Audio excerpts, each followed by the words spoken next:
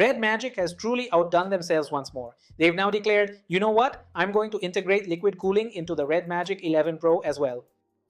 This isn't just about gaming computers, but so that we can truly delight in playing for extended periods. But not only that, they also included up to 7500 milliamperes in this fantastic device, which also boasts a great display. The camera is completely hidden to take full advantage of its potential. A big thanks to my friends at Phones de Guatemala for sending me all three colors, and to you for always stopping by this channel. Make sure to subscribe, it's absolutely free. So let's proceed with the unboxing of this fantastic phone, all thanks to the wonderful people at Phones. They sent me all three colors. Here, it includes a tool for removing the SIM tray, which by the way, we are going to extract to properly examine its specific tray. Inside, you'll also find an informational manual and also its very own protective case included. This is great, folks, wow, but I won't be putting it on, as it's such a struggle to remove once it's on. Yes, it detracts from the aesthetic since it's not transparent, but it's there for your practical use. It is fully equipped with all the necessary cutouts, enabling us to utilize its full potential. And right here, in this very spot, we have our device. Look, I mean, two colors actually have the cooling system, which is currently in motion. We'll soon see how it gets activated. But this specific one doesn't, does it? It entirely lacks that cooling feature and remains quite discreet. It's a matte black, with a tactile, somewhat rough finish, unlike the others which are completely smooth glass. Now, let's proceed to explore its tray. And here we have dual SIM, folks. Yes, dual SIM. Factory unlocked, but no micro SD slot. It offers up to a terabyte, 512 gigabytes, 16 gigabytes of RAM. It comes with options that fit your budget. Additionally, it comes with an 80-watt charger. Learn from this, Samsung. It includes a charger. That's fantastic, everyone. And it also comes with its red USB Type-C cable. But that's not all, folks. Additionally, Redmagic stated, okay, do you desire something further? Well, naturally, I have a charging base right here. I'm just going to give it a press to activate it and get it started up. There it is, it's now charging up. But not just that, with those 7500 milliamperes, we even gain the amazing ability to provide power to other gadgets as well. Now let's head over to the battery section and see what transpires. We have reverse wireless charging functionality. Let's remove this item and then place this smartwatch onto the pad. And immediately take a look at what's happening. It is charging, folks. There are many positive aspects, and furthermore, we can even carry an additional device and utilize the Redmagic to provide power, allowing us to charge it from the Redmagic, correct? Simply with a cable. However, the cable does much more than that. We additionally get the option to send an HDMI MHL signal to a monitor, within OBS, and we'll be able to stream with our buddies, with our friends. And indeed, the compatibility is remarkable. If we observe here, you'll also notice that we have the capability to charge various other devices utilizing its cable. Indeed, it's quite impressive how robust and capable this device truly is. And we also have here, of course, the great opportunity to have this feature, which is the liquid cooling system. We have the Snapdragon 8 Elite Gen 5, and the cooling system is spinning right here. How extended can its lifespan be? We won't truly know the answer to that question until we put it into practical use, and yes, someone completely disassembled them, and there's a small motor precisely in this section that facilitates the rotation, keeping it continuously spinning. However, from a distance, it looks like it has LED lights, but it doesn't. In terms of construction, we have aviation-grade alloy. We also have a gaming fan. And indeed, LED lights are integrated throughout, folks. Right here, we have this button specifically designed for the gaming enthusiast. Okay, let's activate it once more. We'll get the fan spinning. This is the life of the party. Okay, we've entered gaming mode. Let's get this started. And right here, I want to demonstrate something for you. Now, if we navigate to the Call of Duty mobile section, and just look at this, it's truly astounding and will absolutely blow your mind. You're getting 144 frames per second in multiplayer, and Battle Royale runs smoothly at a solid 120. How much? Just imagine. We're going to run a performance test, and it will probably take us about 3 hours. And we've also got a game manager right here where we can even fine-tune settings for an increase in FPS, which is incredibly useful for gamers. What is this, Francio? Explain it to me using really simple terms. Well, imagine Genshin Impact runs at 60 frames per second, but with FPS interpolation, it bumps it up to 120. We're going to examine its performance and then we'll put it to the test to see if this whole liquid cooling claim is merely a marketing gimmick. So please subscribe. Alright, we've already covered this. This phone will certainly include a gyroscope. It's a device that can handle absolutely everything, even emulators, without a hitch. And if we delve into the PUBG mobile section, we'll discover another crucial aspect. Not only does it offer high graphics, but it also provides Ultra HDR. Regarding the frames per second, it delivers a smooth 120 frames each second. However, it's not solely about frames. Redmagic also declared, no way, we are going to provide you with 4D vibration. Look at this, we have 4D vibration, which is haptic technology. And what exactly will it do here? When you fire a weapon or when you get into a vehicle, you will experience that vibration, much like what you feel with an Xbox or PlayStation controller.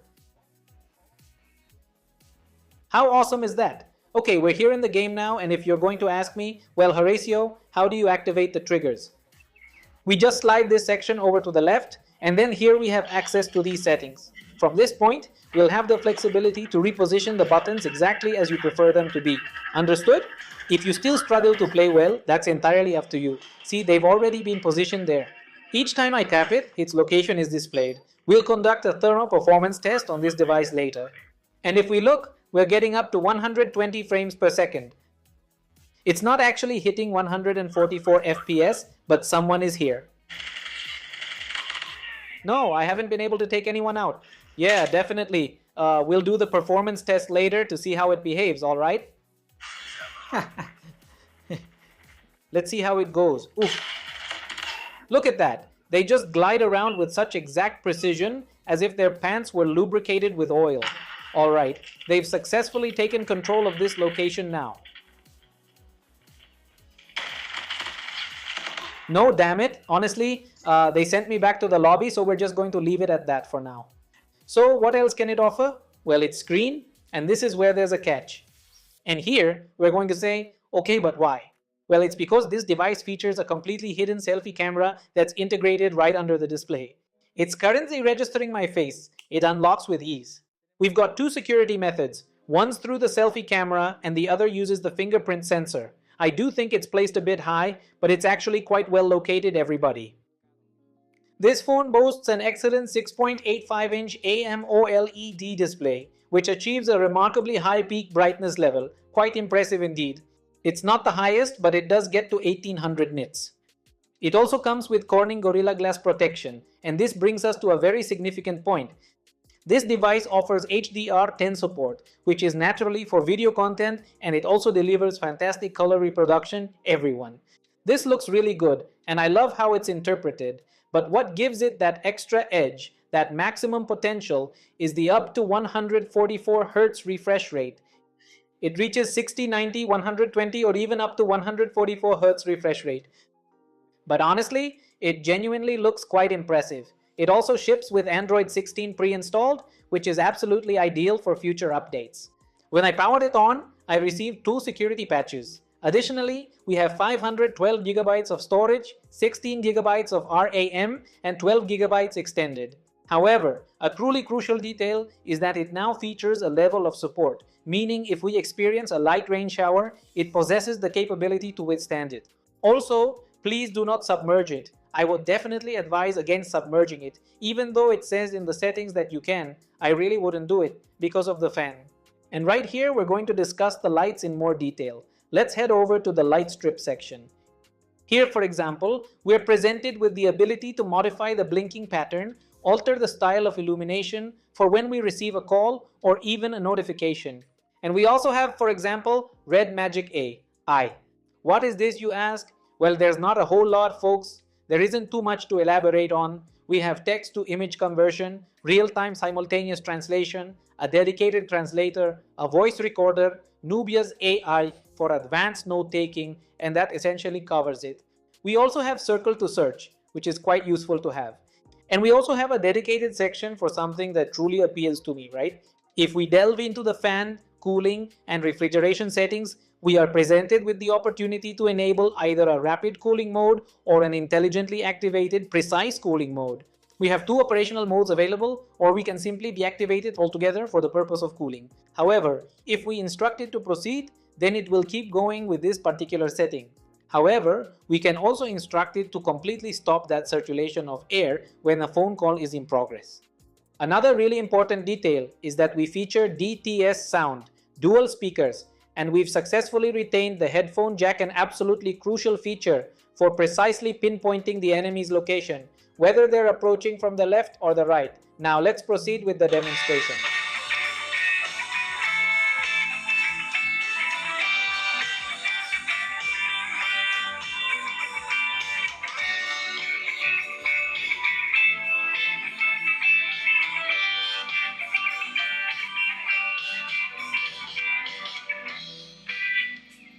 The sound was quite loud with dual DTS speakers. Although there were moments where it did hit 100 decibels, which is very good. Now for our final point, we'll discuss its camera features.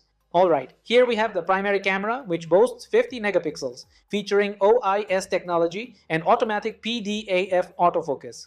We also have a second sensor, which is also a 50 megapixel ultra-wide angle lens. And there's a third sensor, serving primarily as an auxiliary for the portrait mode, which incidentally performs quite admirably. On the other hand, the selfie camera, which is entirely concealed within the display, boasts a resolution of up to 16 megapixels.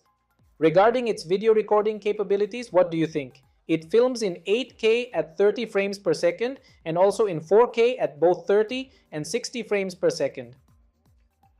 For the selfie camera, it's just 1080p, right? At 30 frames per second. So now let's proceed with a test to see the results. This is what you get from its impressive 50 megapixel main camera. Not bad at all, working well in both normal mode and portrait mode. It does a great job with colors that aren't oversaturated and very good PDAF. Additionally, it boasts an OIS stabilizer which performs flawlessly. The ultra-wide angle mode being 50 megapixels is good. Macro mode, not that impressive, but it holds its own. The selfie camera, undoubtedly, with 16 megapixels. Well, it's quite clear that it's seriously lacking in several aspects. I'd give it a 4 out of 10. You can't really expect more, and though AI is certainly present, it truly did its best. Likewise, for video recording, check it out. The outcome is like this at 1080p, 30 frames per second. While here we're recording with its rear camera in 8K at 30 frames per second. The autofocus is very good, but it leaves a lot to be desired because of the stabilization.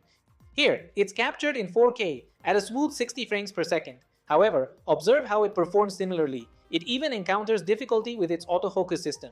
Now this is in 4K but at 30 frames per second. There's an improvement here but not much. However, I noticed that all three modes have been pretty much the same. This is the ultra-wide mode, so let's see how it works. I honestly don't observe extensive detail, yet it performs adequately. The outcome is superior here, featuring optical image stabilization, and indeed, it excels when we're moving. The transitions appear remarkably fluid. Alright everyone, we're back. Huge thanks to Phones de Guatemala for sending it, and to you for always tuning in.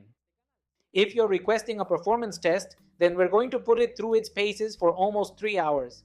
I'm not sure how long it will last, but I promise I'll do it. This way, we'll truly put it to the test to see if it genuinely delivers on its promises or if the liquid cooling is simply a marketing strategy. Let's move on to the performance test. You know this phone runs everything, right? There's no need to do a test now. After all, this is an unboxing and first impressions. Did I like it? It looks very good.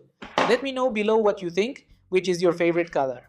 I like both of these. This one is for someone who maybe doesn't want to show it off or just, wants to fly under the radar. Does it come equipped with liquid cooling? Well, I won't truly know until I physically unbox it, but I'm quite certain it does, everyone. A massive 7500 mAh battery, wireless charging, and a Snapdragon 8 Elite Gen 5 processor. What more could you ask for? And it also has light rain resistance. See you in the next video. Bye bye. Subscribe.